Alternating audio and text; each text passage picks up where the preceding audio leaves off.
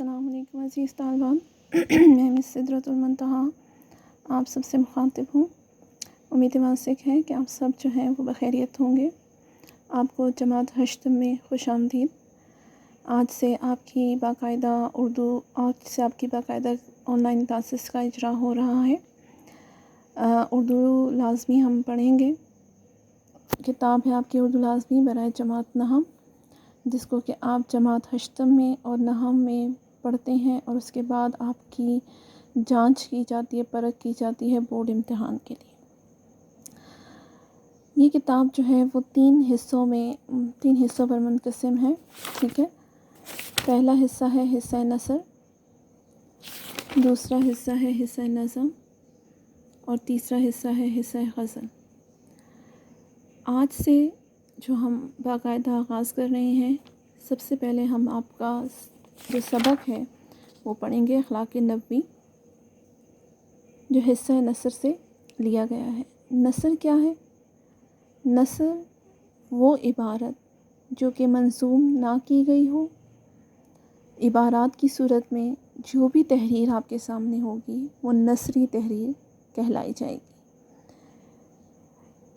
سب سے پہلا سبق ہے اخلاق نبوی، مصنف ہے مولانا شبلی نعمانی، صفحہ نمبر ہے 1۔ سبق کے آغاز سے پہلے ہم مصنف کا تعارف پڑھتے ہیں۔ مصنف کے تعارف پڑھنے کی وجہ، دراصل آپ کا جو بورڈ امتحان ہے جماعت نہم دہم کا، اس میں تنقیدی نوٹ پر مبنی سوال حصہ بے میں آتا ہے۔ علاوہ ازیں تعارف میں سے کوئی بھی سوال دیا جاتا ہے جس پر آپ نے مواد تحریر کرنا ہوتا ہے۔ یہ آپ کا ایسے لوگ کی بنیاد پر دیا جاتا ہے۔ اس کے علاوہ آپ کا جو معروضی پرچہ ہے، آبجیکٹیو پیپر ہے، اس میں بھی مصنف کے تعارف میں سے آپ کو مواد دیا جاتا ہے، اور اس حوالے سے پھر آپ نے درست جواب کا انتخاب کرنا ہوتا ہے۔ لہٰذا نہ صرف مصنف کا تعارف پڑھنا بلکہ ساتھ ہی ساتھ پورے سبق کا مطالعہ کرنا آپ کے لیے از حد ضروری ہے، تاکہ آپ کی علمی قابلیت میں خاطر خواہ اضافہ ہو سکے، ٹھیک ہے۔ تو آج سے چونکہ آپ کی آن لائن کلاسز کا اجرا ہو چکا ہے، تو ہم سب سے پہلا چیپٹر اخلاق نبوی کے مصنف مولانا شبلی نعمانی کے بارے میں پڑھیں گے۔ مولانا شبلی نعمانی کون تھے، ٹھیک ہے، ان کی خدمات کیا ہیں، اور ان کے حالات زندگی کے حوالے سے تھوڑا بہت مطالعہ کریں گے، اور ساتھ ہی ساتھ ان کی تصانیف کے بارے میں بھی جانیں گے۔ مولانا شبلی نعمانی مورخ، سیرت نگار، تنقید نگار، شاعر کی حیثیت سے جانے جاتے ہیں۔ مولانا شبلی کی ولادت ہے 4 جون 1857۔ 1857 سے کچھ دماغ میں آئے، جی جنگ آزادی ہوئی تھی۔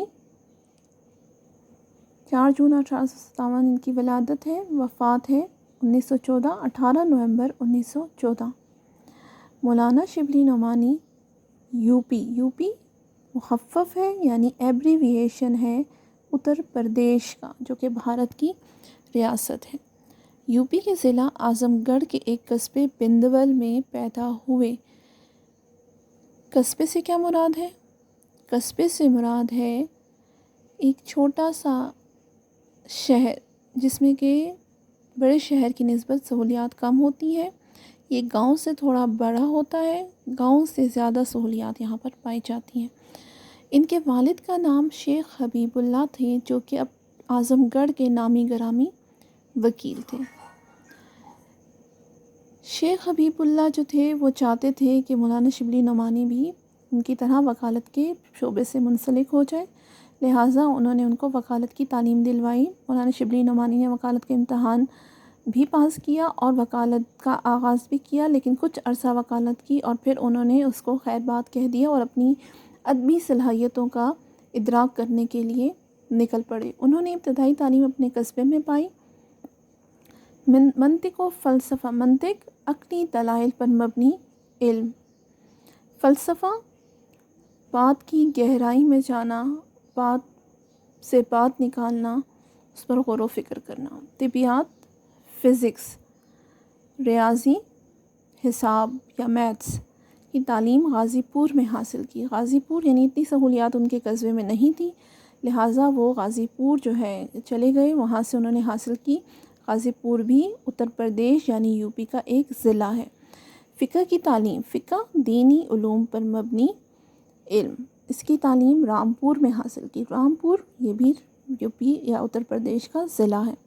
اور علم حدیث کی تعلیم اور حدیث پر مبنی جو علم ہے وہ حاصل کیا انہوں نے سہارنپور۔ سہارنپور جو ہے وہ بھی اتر پردیش کا ضلع ہے۔ مولانا شبلی نعمانی سر سید احمد خان کے قائم کردہ مسلم علی گڑھ کالج میں بطور پروفیسر تدریسی خدمات انجام دیتے رہے۔ سر سید احمد خان کون تھے؟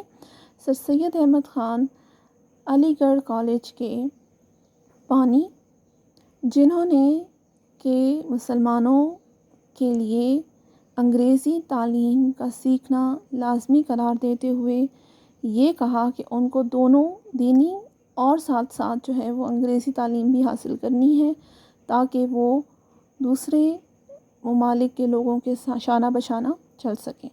تو ان کے قائم کردہ مسلم علی گڑھ کالج میں بطور پروفیسر تدریسی خدمات، مطلب اپنی معلمی کی خدمات، پڑھانے کے فریضہ انجام دیتے رہے۔ 1982 میں ہی ان کی ملاقات جو ہے وہ سر سید سے ہوئی تھی، اور 1982 میں ہی پروفیسر آرنلڈ کے ساتھ اسلامی ممالک کا دورہ کیا۔ پروفیسر آرنلڈ جو تھے وہ برطانوی مورخ تھے، اسلامی تہذیب میں ان کی دلچسپی یا اسلامی آرٹ میں ان کی دلچسپی بہت زیادہ تھی، تو اس لیے انہوں نے شبلی کے ساتھ ان کی اچھی خاصی دوستی ہو گئی۔ مسلم علی گڑھ کالج کے ہی توسط سے پروفیسر آرنلڈ وہاں پر بھی تدریسی خدمات انجام دے رہے تھے، لہٰذا پروفیسر آرنلڈ نے شبلی نعمانی سے عربی سیکھی اور انہیں فرانسیسی سکھائی۔ پھر ان کے ساتھ مل کر انہوں نے اسلامی ممالک کا دورہ بھی کیا، جن میں 3 اسلامی ممالک شامل ہیں، مصر، روم اور شام۔ ترکی حکومت نے انہیں تمغہ مجید دیا۔ کسی بھی شخص کی علمی خدمات، ادبی خدمات کو سراہتے ہوئے اسے اس وقت کی حکومت جو ہے وہ مختلف اعزازات سے نوازتی ہے۔ تو ترکی حکومت نے شبلی نعمانی کو ان کی خدمات کا اعتراف کرتے ہوئے انہیں تمغہ مجیدیہ سے نوازا،